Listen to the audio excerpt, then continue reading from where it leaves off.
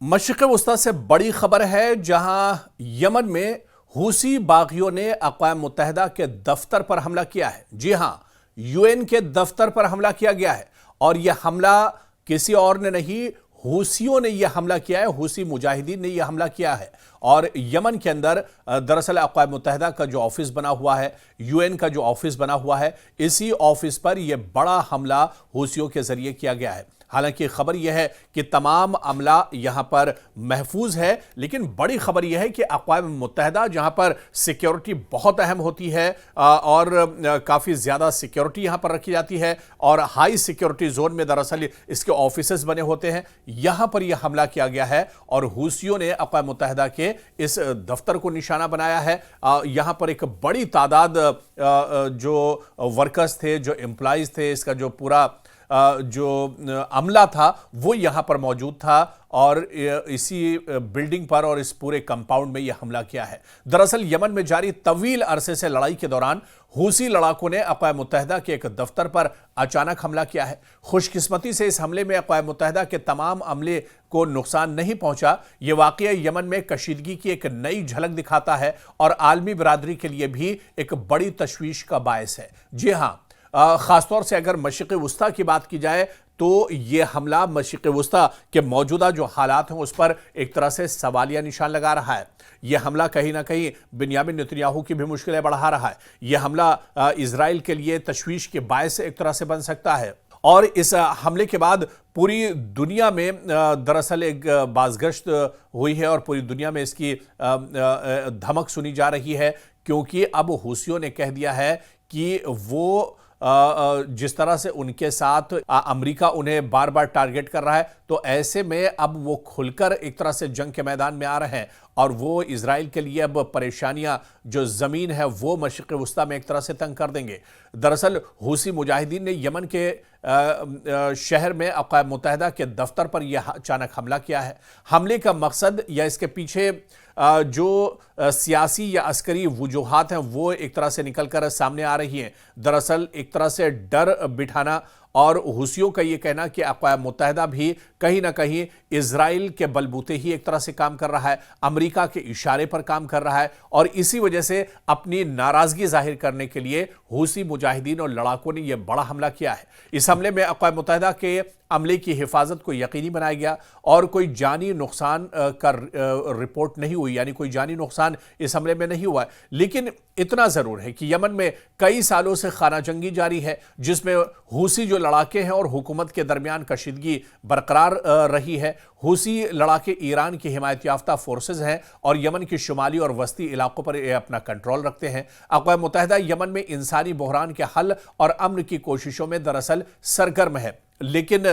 इनसे एक तरह से जो हूसी लड़ाके हैं, जो मुजाहिदीन हैं, वो मुत्तफिक नहीं है और हूसियों का ये मानना है कि इजराइल के इशारे पर, अमेरिका के इशारे पर कहीं ना कहीं जो यहाँ की डिटेल्स हैं, जो बातें हैं, वो एक तरह से बाहर ले जाते हैं और अक़वाम मुत्तहिदा का ये जो हमला है कहीं ना कहीं इसकी वजह से काफ़ी ज़्यादा उन्हें परेशानियों का सामना करना पड़ता है और इसी वजह से उन्होंने यह हमला यूएन के दफ्तर पर किया है। और इस हमले के आप देखिए कि मुमकिन असरात क्या हो सकते हैं। दरअसल अक़वाम मुत्तहिदा की सिक्योरिटी और इंसानी इमदाद की सरगर्मियाँ इससे मुतासिर हो सकती हैं, जो यमन के बहरान के दौरान बहुत अहम है। आलमी बिरादरी में यमन के मसले के हल के लिए मज़ीद दबाव पैदा हो सकता है कि वहाँ अमन कायम कैसे किया जाए। अक़वाम मुत्तहिदा का अमला जंग ज़दा इलाकों में काम करने से हिचकिचाहट महसूस कर सकता है, जिससे इमदादी कामों में एक तरह से खलल भी पड़ सकता है। लेकिन दूसरी तरफ हूसी मुजाहिदीन का ये कहना है कि दरअसल ये अक़वाम मुत्तहिदा का जो अमला है, यहाँ की जो जानकारी होती है उस जानकारी को इजराइल, अमेरिका या दूसरी जो हूसी मुखालिफ और यमन मुखालिफ जो ताकतें हैं उनके साथ शेयर करता है। मतलब ये एक जासूसी एक तरह से ये हमला करता है और यहाँ की पूरी जानकारी साझा की जाती है। इसी वजह से हूसी मुजाहिदीन ने यह बड़ा हमला किया और यूएन दफ्तर पर हमला होना, उसके ऑफिस पर हमला होना, मतलब यूरोप के कई ममालिक के ऊपर ये एक तरह से हमला माना जाता है। ये सीधे सीधे अमेरिका पर हमला माना जाएगा, ये सीधे सीधे इजराइल पर एक तरह से हमला माना जाएगा। लेकिन हूसी मुजाहिदीन अब एक तरह से जिस तरह आप देखिए कि हूसियों के जो आर्मी चीफ थे, उनका जिस तरह से एक हमले में इजराइल ने हलाक किया, कहीं ना कहीं उसके बाद से हूसियों में अब नाराजगी काफी ज्यादा है। हूसी अब बिल्कुल सीधे सीधे और खुल्लम खुल्ला एक तरह से इजराइल को चैलेंज कर रहे हैं, आईडीएफ को चैलेंज कर रहे हैं, और बिन्यामिन नेतन्याहू की मुश्किलें इसी वजह से और बढ़ती जा रही हैं, क्योंकि अब हूसियों ने यह ऐलान किया है कि अब वो इजराइल को सीधे सीधे एक तरह से चैलेंज करेंगे। अब वो ढकी छुपी जो लड़ाई, गौरिला लड़ाई जो इससे पहले होती थी, वो उस तरह की अब लड़ाई नहीं करेंगे, और अब वो निकल कर एक तरह से सामने आएंगे, और इजराइल की तबाही अब ज्यादा दूर नहीं है। तो इस तरह का रिएक्शन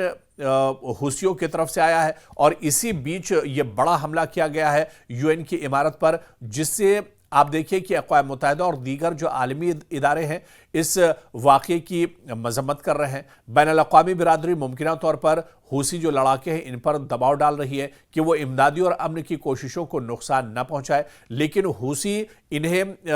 इमदादी अमला नहीं बल्कि एक जासूसी अमला इन्हें मानते हैं कि ये हूसियों की जानकारी, यमन के फौज की जानकारी जो है दरअसल इजराइल और अमेरिका के साथ शेयर करते हैं, और उसके बाद इजराइल एक तरह से टारगेट करता है यमन में, और हूसियों के जो ठिकाने हैं वहां पर टारगेट किया जाता है। आप देखिए कि यमन में जारी जंग के सियासी हल के लिए मजीद कोशिशें की जा रही हैं ताकि ऐसे वाकयात दोबारा ना हो, लेकिन हूसी बागियों का अक़वाम मुत्तहिदा के दफ्तर पर हमला एक परेशान कुन अलामत है जो यमन में जारी बहरान की शिद्दत को जाहिर करता है। ताहम अमले की हिफाजत और आलमी बिरादरी की तरफ से फौरी रद्द-ए-अमल ने इस वाक़े को महदूद करने में मदद दी है। अब यह ज़रूरी है कि तमाम फरीक अमन और इंसानी इमदाद के अमल को महफूज बनाने के लिए मिलकर काम करें। हालांकि हूसियों का यह मानना है कि जब तक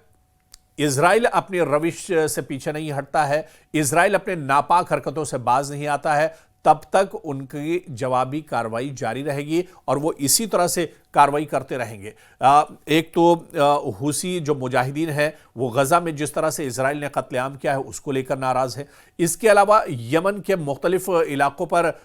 इजराइल वक्फे से अटैक करता रहता है। हूसियों का नाम लगाकर वो यमन और उसके आसपास के इलाकों पर अटैक और हमला करता है, इससे भी हूसियों में काफ़ी ज़्यादा नाराज़गी है। पिछले दिनों जिस तरह से हूसियों के चीफ को शहीद किया था इजराइल ने, और एक हमले में उनको मार दिया था, और उनका जो एक 13 साला बेटा था वो भी शहीद हुआ था। इस हमले के बाद नाराजगी दरअसल और ज्यादा बढ़ गई है, और इसीलिए हूसी मुजाहिदीन का यह मानना है कि वो इजराइल को नेस्तो नाबूद कर देंगे, इजराइल का पूरे तौर से खात्मा कर देंगे, और इजराइल जब तक अपनी नापाक हरकतों से बाज नहीं आता है तब तक उसे एक तरह से मुंह की खानी पड़ेगी, और इस तरह के हमले उनके मशरिक़ वस्ता में जारी रहेंगे। खासतौर से चाहे वो रेड सी हो या फिर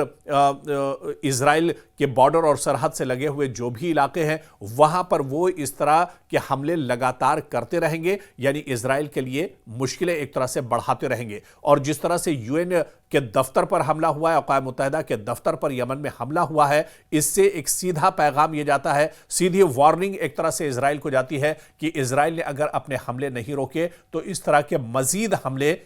हूसियों की तरफ से मुस्तकबिल में किए जा सकते हैं।